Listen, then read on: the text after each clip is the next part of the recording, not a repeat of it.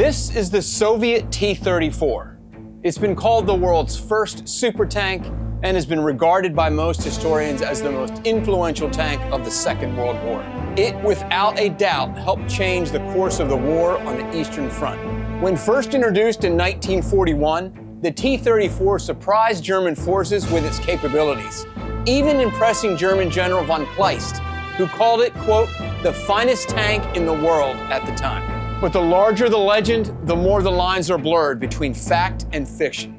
Today, we focus on 7 myths about the T-34 as we separate fact from fiction on today's episode of Revealing History. The myth that the T-34 was invincible or unbeatable has persisted since World War II, often overshadowing the complexities of its actual battlefield performance. While the T-34 was indeed a revolutionary tank that significantly impacted armored warfare, several factors challenged the notion of its invincibility. When the T-34 first appeared on the battlefield in 1941 during Operation Barbarossa, it surprised German forces with its combination of sloped armor, firepower, and mobility. Despite only having 967 T-34s in service at the time of the invasion, their impact was sizable. German command was shocked that the Soviets could create a weapon that was superior in many ways to theirs. As one German general put it, we had nothing comparable.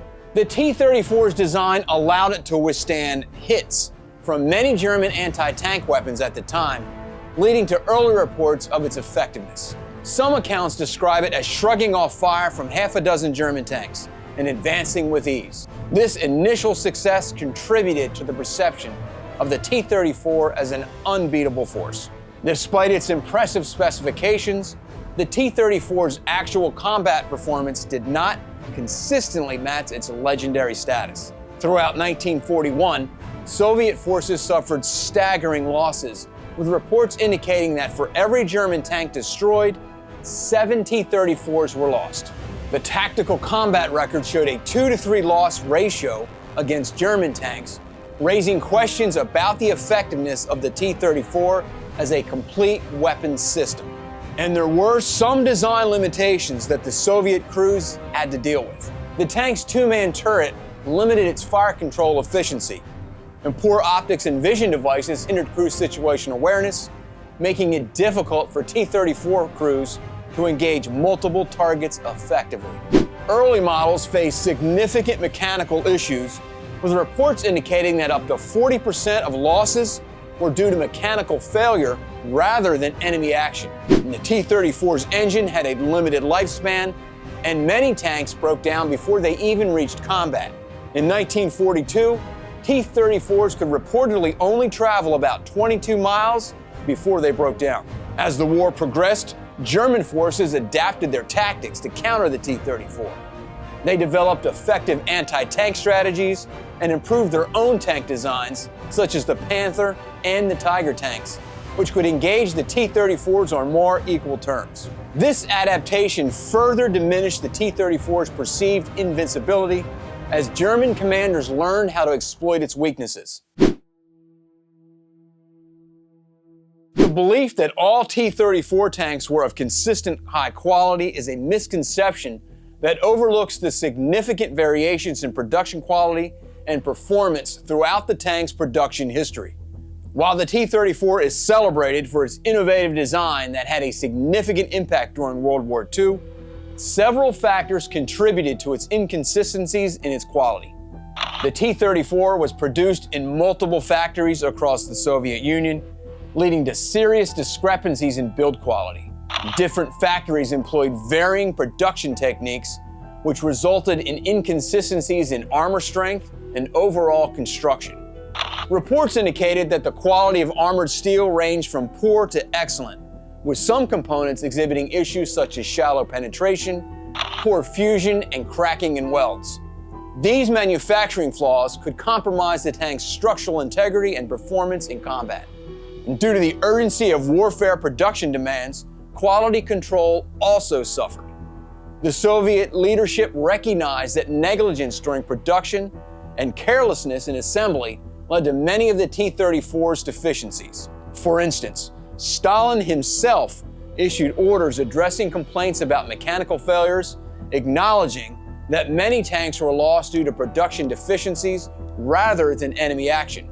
A lack of skilled workers, particularly after Stalin's purges, further exacerbated these issues.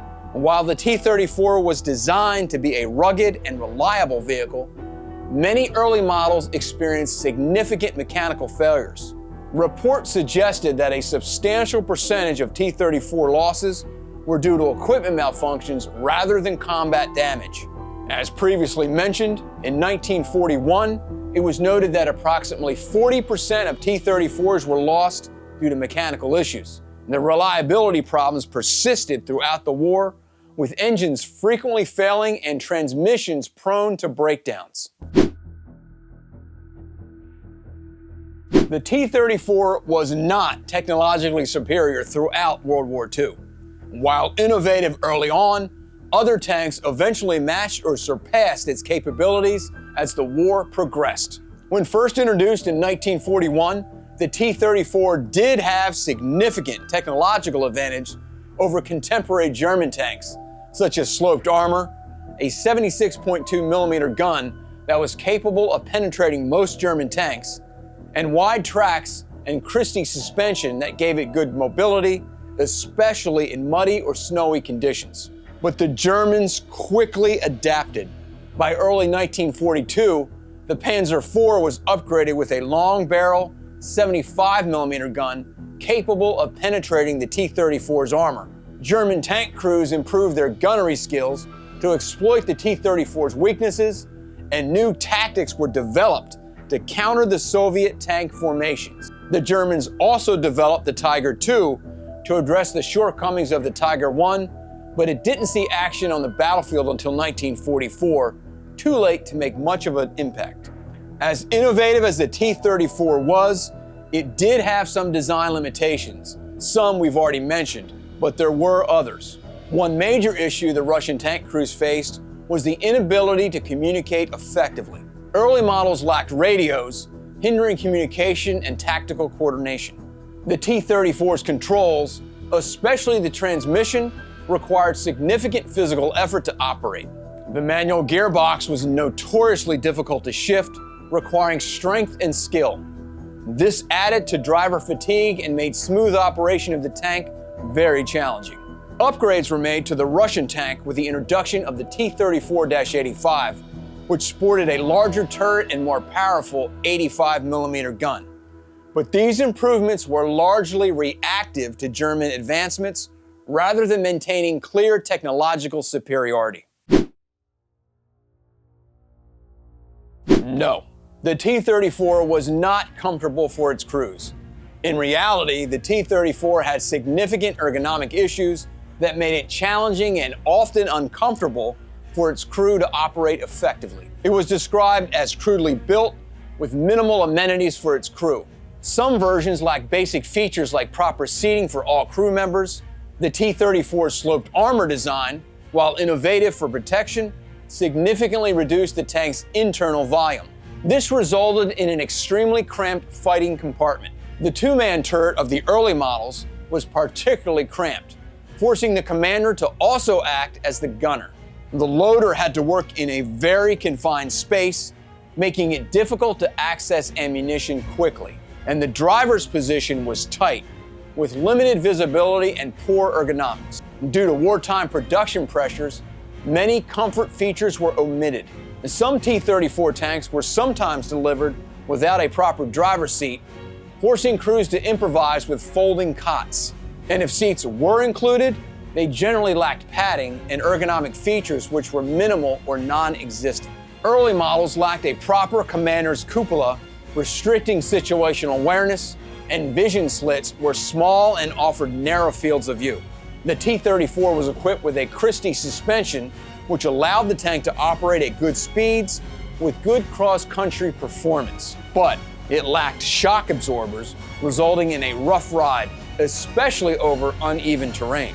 The pitching motion was more severe than in many other tanks of the period, and the instability made it difficult for the gunners to maintain aim while moving.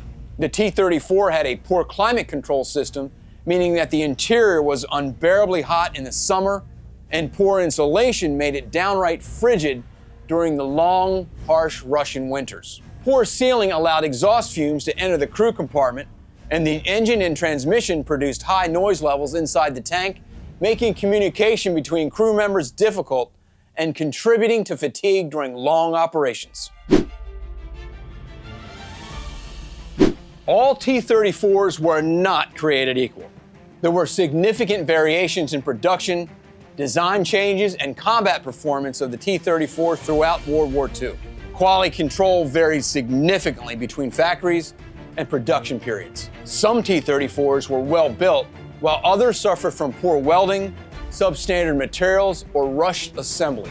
Armor quality could range from poor to excellent, with some components exhibiting issues like shallow penetration, poor fusion, and cracking in welds. At times, quantity was prioritized over quality to meet urgent wartime demands. This led to some T-34s being less effective due to manufacturing shortcuts or the use of substitute materials. The introduction of the T-34-85 in 1944 addressed some earlier issues, such as the cramped two-man turret, but these improvements weren't retroactively applied to older models. The T-34's effectiveness changed relative to improvements in German tanks and anti-tank weapons. What was highly effective in 1941 became more vulnerable as the war progressed.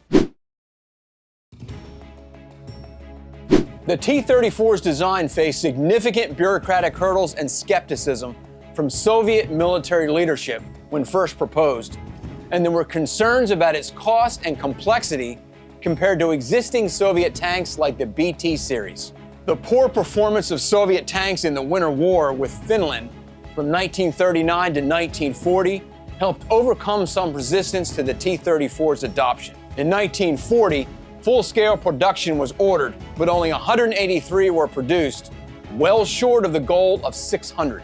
When the German invasion began in June of 1941, there were only about 1,225 T-34s available, and not all of those were on frontline units. And at the start of the war, T-34s comprised only about 4 to 5% of the Soviet tank arsenal. And as we've talked about, early production T-34s often suffered from poor build quality due to rushed manufacturing and inexperienced workers. Many tanks were sent to the front with significant defects or missing components. Eventually, large-scale production began, but not until 1942, when multiple factories were involved and the process had been streamlined. The narrative of the T-34's immediate success and mass production was partly shaped by post-war Soviet propaganda, which downplayed the early difficulties. It has been said by some that the T-34 single-handedly won the war on the Eastern Front. That is certainly an oversimplification that ignores the complex realities of World War II. While the T-34 was undoubtedly an important factor, its impact was part of a much broader set of circumstances. When first introduced, the T-34 did surprise German forces with its capabilities. German reports describe it as, quote, like a prehistoric monster, shrugging off fire from half a dozen German tanks and destroying panzers with ease.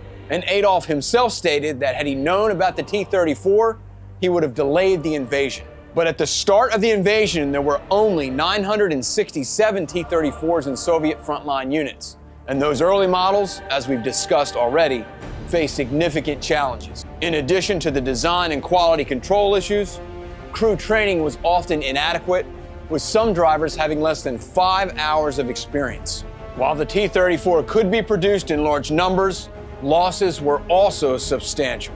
By the end of 1941, the Soviets had lost 2,300 T-34s and over 900 KV tanks, and the overall loss ratio for Soviet tanks in general was around 6.6 to 1 in favor of the Germans. And while the T-34 did at times dominate, a loss ratio of almost 7 to 1 is not what you want if you're trying to win a war. But the Soviets did win the war on the Eastern Front, despite their losses. But there were multiple factors that contributed to it. The Soviets had vast manpower reserves, and they received aid from Western allies, and the Germans became overextended and were fighting a war on multiple fronts.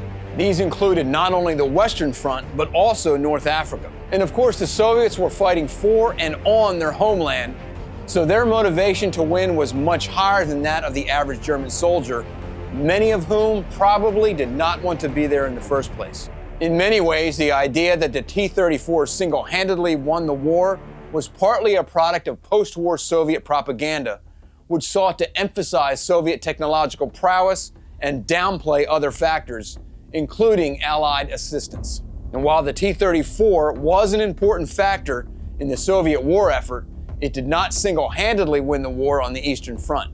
Its impact was significant, but part of a much larger picture involving multiple military, strategic, and economic factors. The myth of its singular importance oversimplifies the complex realities of the Eastern Front and the overall conduct of World War II.